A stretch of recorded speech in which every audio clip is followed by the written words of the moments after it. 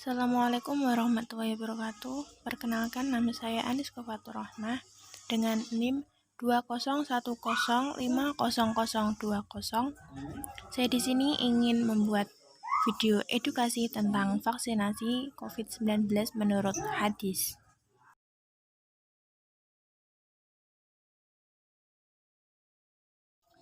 COVID-19 merupakan virus yang berasal dari kota Wuhan, China. Virus tersebut telah banyak memakan korban dan saat ini merupakan virus yang sangat ditakuti. Global ini, maka penyakit ini penyebarannya melintas di banyak wilayah dan benua.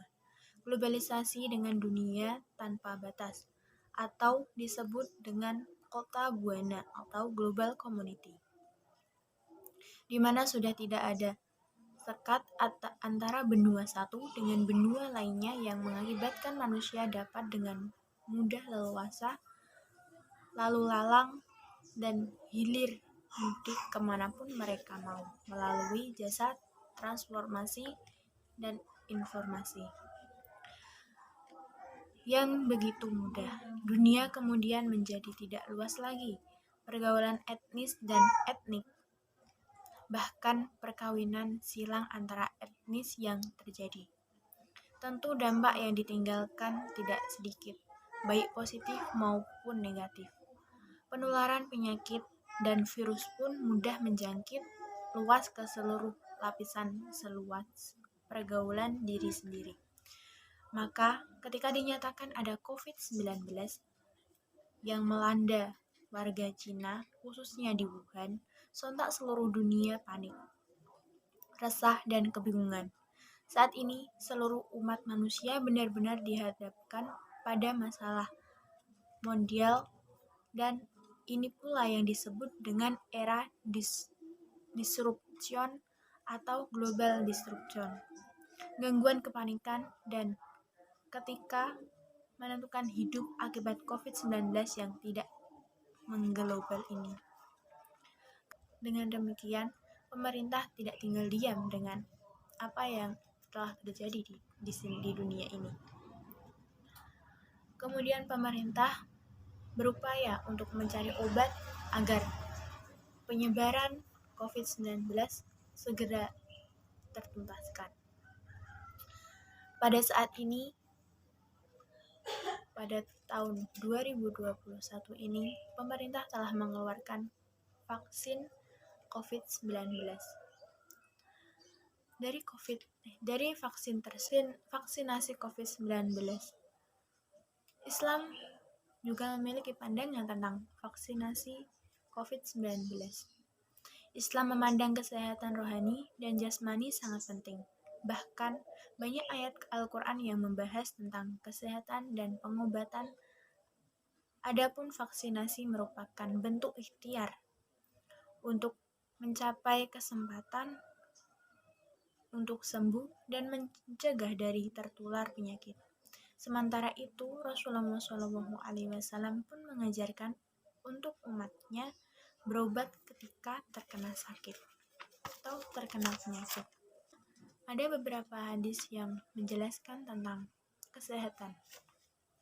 Berobatlah sebab sesungguhnya Allah Azza wa Jalla tidak meletakkan penyakit kecuali meletakkan baginya obat.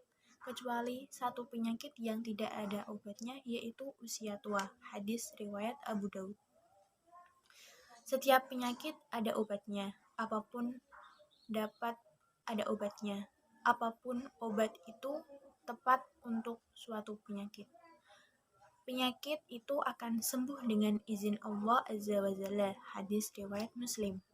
Pada saat ini, Ustadz yang juga menjabat sebagai Sekjen Ikatan Dai Indonesia mengatakan, untuk mencapai kesehatan, seorang manusia pun harus memperhatikan aspek kehalalan pada obat.